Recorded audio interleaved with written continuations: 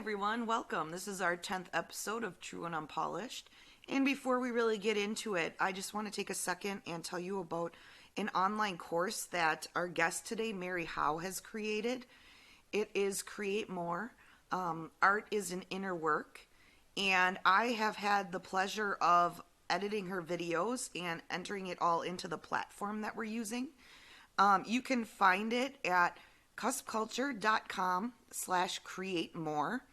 And seriously, I have been learning so much just from editing the videos. Mary is so amazing, and the things that she's teaching in this course are seriously life-changing. Like, just from editing and not doing the actual course right now, I've already learned so much. She goes into mindfulness and she incorporates art into it, and you're creating this altered book, which I think is a super cool concept. So like I said, to find out more about this course, you can go to cuspculture.com/create more, and we'll see you at the cusp.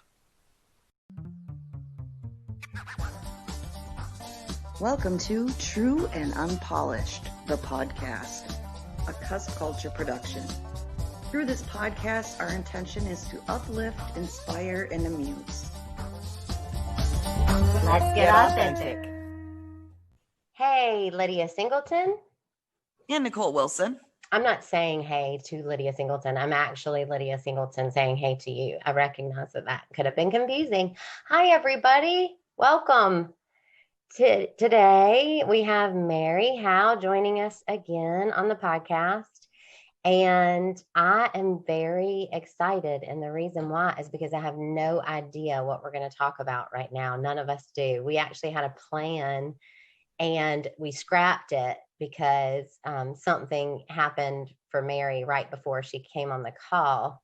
And we thought, let's see what happened. So we're going to see if you actually ever get to hear any of this. This might just be a friendship call that's happening.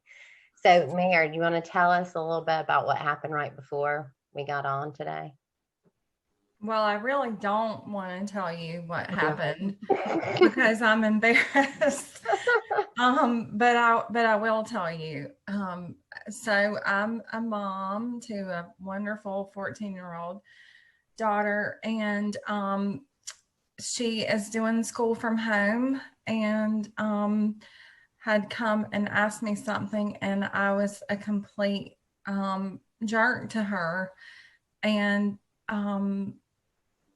so I was feeling really bad about that. So I also was a complete jerk this morning to my son when we were trying to get ready for school. And here's what I think. I think that,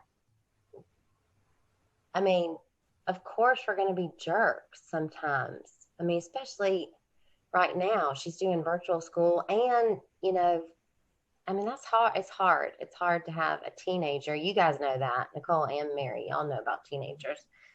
I get to look forward to that pleasure. Well, we were all one not too long ago, so. Yeah, not too long ago. Not too long. Recently we were. And so you mentioned something, Mayor. You said that you felt like an imposter, and the reason why that resonated and kind of gave me goosebumps is because I just finished a call with somebody who was talking about their experience and they themselves feeling like an imposter. So can you tell us what imposter syndrome is? Well, I think for me, it's playing a role of, or living a role. I don't know, playing a role, acting in a spiritual teacher kind of role, right? And showing up in a loving way, for the people, the clients that I work with, but losing it with my daughter. And really, in this case, she didn't do anything. Right. What she was asking me for felt like something I didn't want to give her. in that moment. And so I just kind of lost it with her. But it wasn't, I mean, it wasn't an unreasonable thing for her to ask. And so, showing up in a loving way to people who are not as close to me, and not in a loving way to my child. Right, to the people that are closest to us. And I had that experience, like my job is to be a spiritual teacher. And actually the title is spiritual leader. So I'm supposed to lead us in being spiritual, this community, and being spiritual. And part of that is that I talk every Sunday. I give like a talk every Sunday. And what has happened is that I have found that what I'm inspired to do over and over again is share about my journey, like share about my week, and kind of the spiritual perspective on different things that happen in any given week. And just recently, I went through a very difficult period in my marriage, and it was, it was really, really hard, and I definitely wasn't showing up for him in the most spiritual way. And, we were angry at each other. And so that's exactly how I felt. I thought, okay, great. How am I to go and be a spiritual leader and to tell people, yeah, let's, be loving and be kind. And here I am with this kind of toxic energy in my house. And so I think the thing to question is this thought that would say, we aren't a spiritual teacher. You are a therapist, art therapist, art psychotherapist, right? And don't be confused. That doesn't mean that she's a crazy, insane therapist. It's psychotherapist. Well, I mean, except this morning. Right. Right. So Mary, teaches people. She's just created this amazing course called Create More. And I'll ask her about that in a minute because I really want her to share that with you guys. So, mindfulness coach. So here she is living her life, and she, loses her temper or with her daughter. And the first thought right behind it is, what's wrong with me? I'm an imposter. I'm a fake. I'm a phony. So all this stuff that I'm doing is actually, not the real me. The real me is this meanie that I just was to my daughter. And that's the kind of question. Like, if I told you the same story, right? If I said it and it went on with, me and my son, you would not think that I was an imposter, right? Yeah, I would. You totally would. Would you? Tell the truth. Would you? I guess not. I think, no, I wouldn't think that about you. Yeah, I think we hold ourselves to an unreasonable standard, right? And so I think what's important about this is that everybody has these kinds of thoughts and feelings, right? And certainly, unfortunately, is it unfortunate? Yeah, I think so. Unfortunately, the people who we are closest with, who we see all the time, who are in our family, I mean, those are the people that, in the back of our minds, whether we're conscious of it or not, we know that those people are going to love us and they're going to be there. So if we're having a hard time or if we're stressed, the people we're not really unkind to, the person at the grocery store. At least I'm not, we tend to take it out on those people that are closest to us. So, and I think that is a really common experience. It is. I remember when I was a teenager, I went through quite a bit of depression, and I did some therapy with myself and with my mom. And I remember them explaining to my mom that, when you're in moments, that you take it out on those that you care most about, because that unconditional love exists and that they're always going to be there. And you maybe want to take it out on other people you don't know as well, but you're more comfortable doing it with someone that you know is going to love you anyways. Right. It's a safe space to do it. But see, Mm-hmm. also, the people, our children, um, our partner or spouse, they're our soulmates, right? And part of what a soulmate is they come and push your buttons, like that's what we do with each other. And so it's inevitable. Right. It's not this romantic notion of, Yes. oh, this is the person that, makes my heart pitter patter. It's really a soulmate, really is someone who, in many cases, forces us to grow. What? I said it's somebody who makes us a psychotherapist. Right. Crazy. Sorry. Wait, say what you said again. I'm sorry. I totally talked over you. Well, I think in many cases, there are people who force us to grow.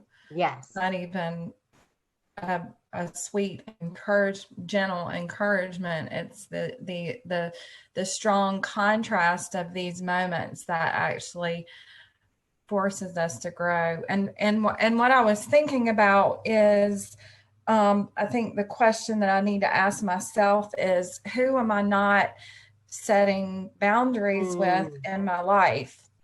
Because my daughter and I have a really close relationship, and we talk, we communicate, for the most part, very well. Yes. Yes. So, and I'm able to be clear with her most of the time about what the limits are, in a loving way. And so, in the moments where I'm not able to do that, I think the question is where are my boundaries being violated?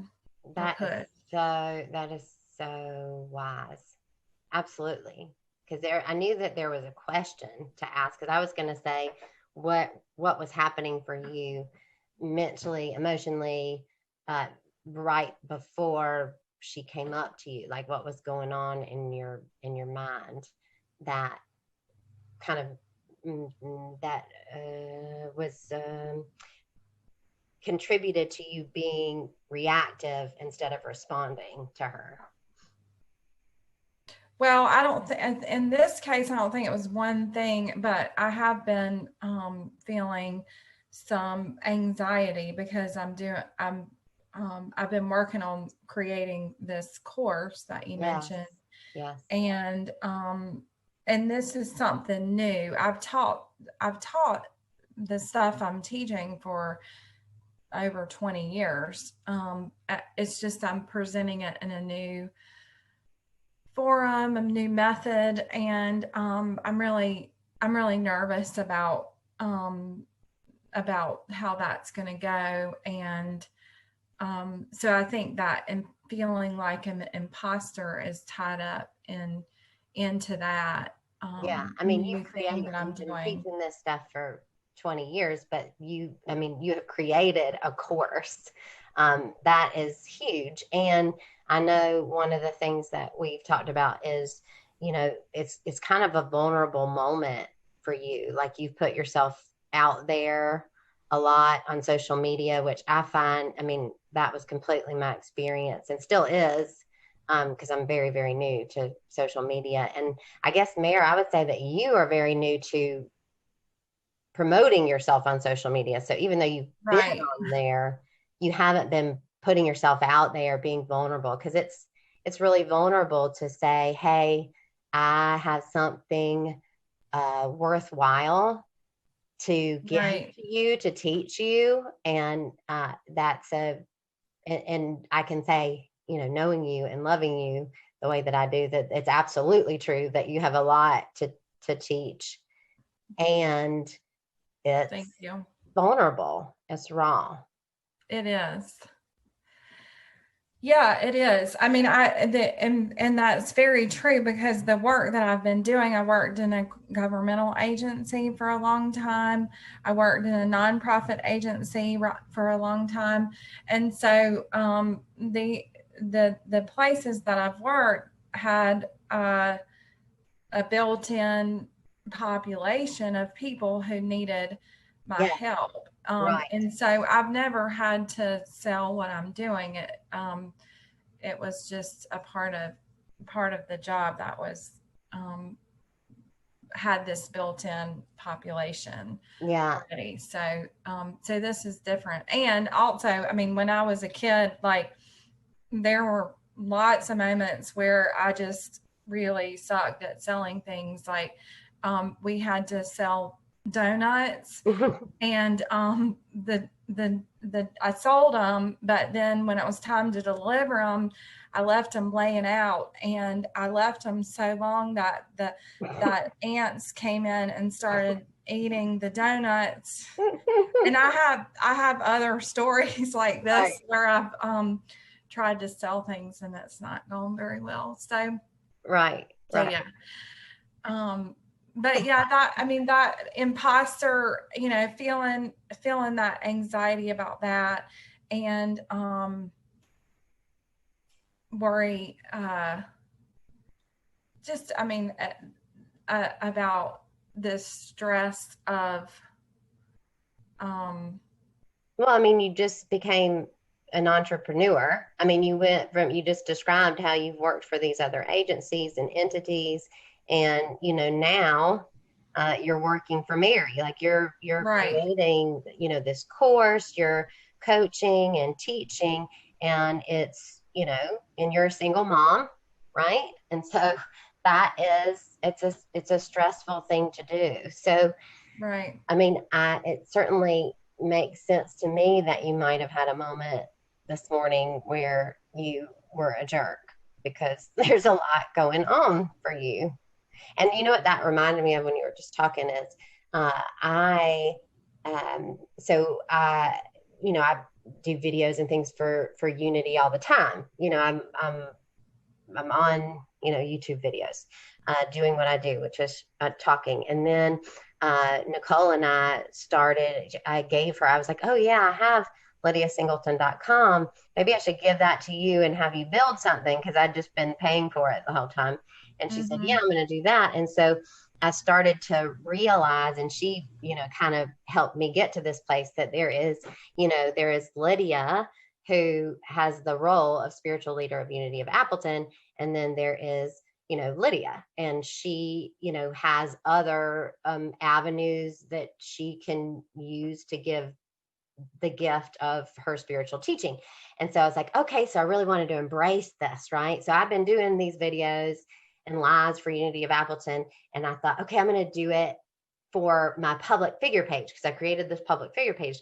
And so I went to go do the video, and I was paralyzed. Like, I could not do it. And I looked at it and I went, well, this is interesting. I've literally been doing lives every day this week for Unity of Appleton. And then the moment that I was doing it as Lydia, without kind of the shield and the credential of, the platform of Unity of Appleton, it was so much more vulnerable. It felt so much more vulnerable to me. So I related to that when you shared your story. That's good. Y'all hear that? That's what you go for in a podcast. The silence. The silence. Mm-hmm. I think there's not enough podcasts that are silent. Like that could definitely be our unique contribution, a silent podcast. A great idea, Lydia. Well, yeah, I'm full of them. Yeah. So, Mayor, I think the reason why there was a silence is because this is a really good moment to ask you about your course. I think it's really exciting. So I'd love to hear. The original thing that we were going to talk about today, I think it would be neat to go ahead and do that here. And that was the stages of creativity. Yeah. So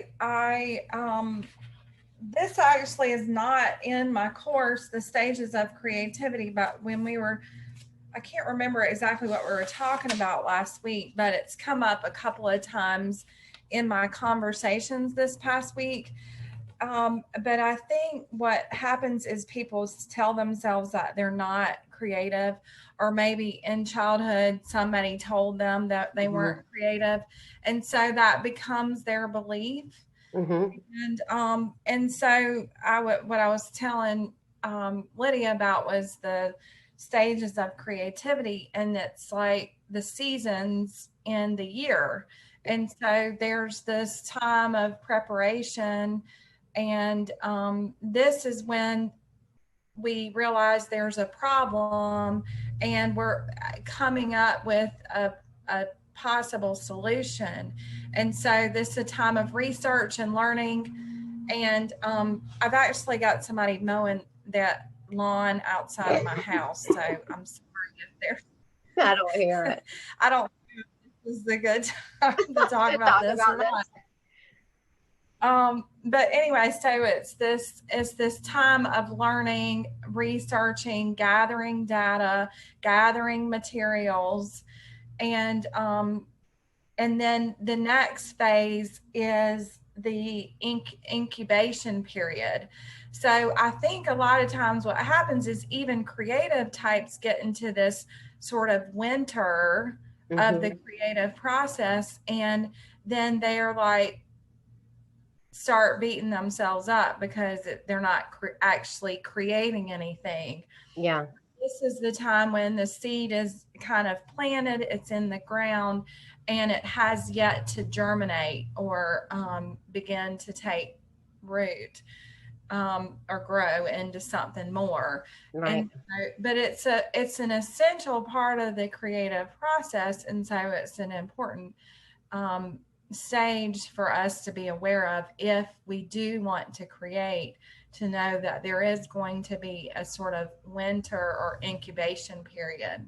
Yeah. Well, so what I know to be true is that we are all here to give the world the gift of us, and we give the gift of us by really uncovering the truth of who we are, and from that place, creating things, right? So writing a poem or doing a painting or writing a song, so I think what happens is we're all meant to give these offerings, and within us, we feel a stirring, this kind of, and we might not even identify it or label it as this desire to create. But in fact, that is what it is. Like if we are not creating, then really we will experience, pain. I mean, we are meant to create. And so what happens is we can feel that stirring. We know we want to create something. And I was talking to Mary about this before. And, it's like everybody goes, okay, I need to create something. I'm going to write a book. Like everybody is going to write a book, right? And I don't believe that everyone is meant to write a book. I believe that nudge to write a book is, we know that we want to create something, and we're trying to look around and go, well, what do people create when they want to give the gift of themselves? Oh yeah, my story, right? Me and my story, that's the gift of me. And so I think that I'm going to write a book is a part of the creative process. It's getting in touch with, oh, I'm going to write a book. And that's recognizing that there's a stirring within you that wants to create. And not everybody's going to write a book. But if we can, instead of deciding when we get that stirring, so when you had the thought, I'm going to write a book, if you can go, oh, there is that creativity is stirring in me, and it is inviting me to it.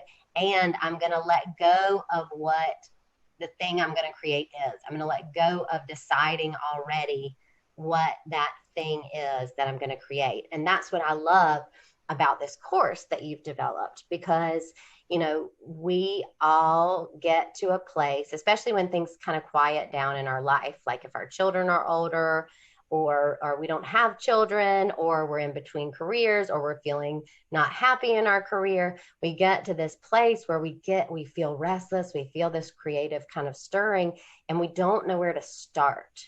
We don't know where to begin. And that is what is amazing about your course. Well, oddly, you're using the example of writing a book. And what I'm doing in this course is combining art processes, creative processes with just practical life skills. And the method that I'm using is actually an altered book. Nice.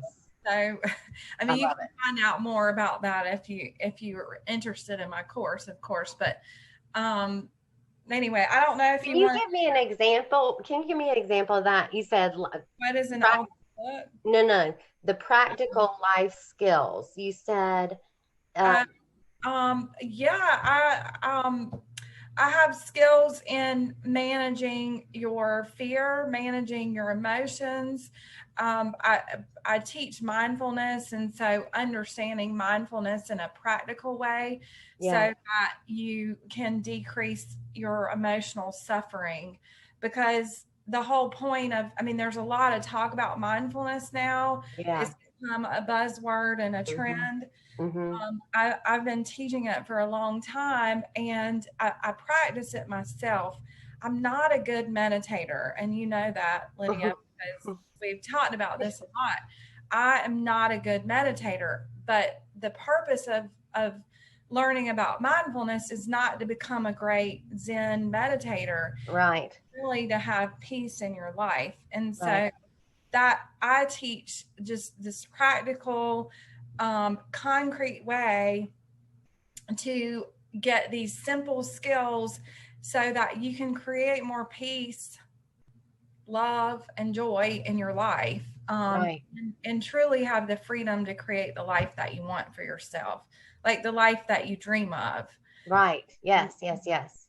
So I love it. It says practical steps, Right. practical tools to help you to live, as Oprah would say, your best life, right? Right. Lady O would say Yeah. that. Yeah. Just a side note, everybody, Mary and I like to have this this debate, although we don't really debate it, but we do switch off who is Oprah and who is Gail. So that's just a little peek into the window of our friendship. Well, you're the one that's hosting the podcast. Yes, I am clearly Oprah right now, I Right. would say. But when I, start your course, I would be Gail while doing your Right. course. Right.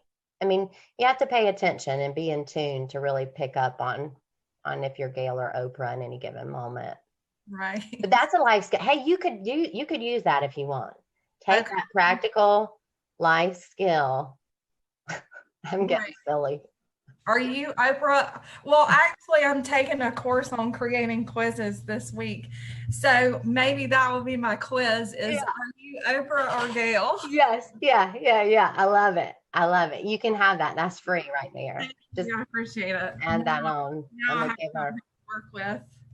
So everybody, what is the moral of the story of today's True and Unpolished? I would say this. It is, and I'm gonna give you guys a chance to say what you think it is. I think that it is the recognition that even those things that we are meant to teach, even those things that we are meant to lead, it doesn't mean that we will have those, we will embody those things in every moment. And just because we don't embody those things in every moment does not mean that what we do and what we offer is not valid. That's one. And the second one is the willingness to be flexible in any given moment. Like Mary and Nicole and I took a breath before we began this, and we said, our intention was to be truly helpful to Mary and to Nicole and to Lydia, and then to whomever was going to be affected in some way by what choice we made about what to talk about today. And so that's one of the things that I love about my relationships, my partnerships with you beautiful women, is that's how we live. We live, we're flexible and we're willing to let life tell us what today's podcast is about. rather than tell life what it is. And it doesn't mean that we shouldn't always have a plan. Okay, that's what I think the moral is. Nicole, do you have what you think the moral is? Well, I think, going back to the imposter thing, I think that even if you are living a mindful life or you are teaching things, there's always another moment to teach and to begin again. And I think when I go in situations like with what Mary had with her daughter this morning and my kids, I always remind myself that this is a moment that I can teach my child that I am human too. Yes. Yes. I know that I've talked about this in a couple podcasts ago. We talked about my mom and how, I didn't realize my mom was human until I became an adult. Right. And I take these opportunities when I blow up at my kids to sit down with them and have a conversation. Like, look, I love you and I'm sorry. And that wasn't towards you. That was something going on in me that had to come out, and I'm sorry you had to witness it. Teach them how to be flawed, like not just that they can be flawed, but how to do it with grace, right? Like forgiving oneself and also owning it to anybody that may have been hurt or affected by it. I love it. That was a good moral. You get a star. Mary, how about you? Do you have what you think the moral of today's podcast is? I think you're muted. Oh, good. I have a visitor. Somebody's at the door. I love it. Oh, that was my awesome laugh. You know what? I think this is a good place to end it. So you have been listening to True and Unpolished, the podcast. Let's see what happens next.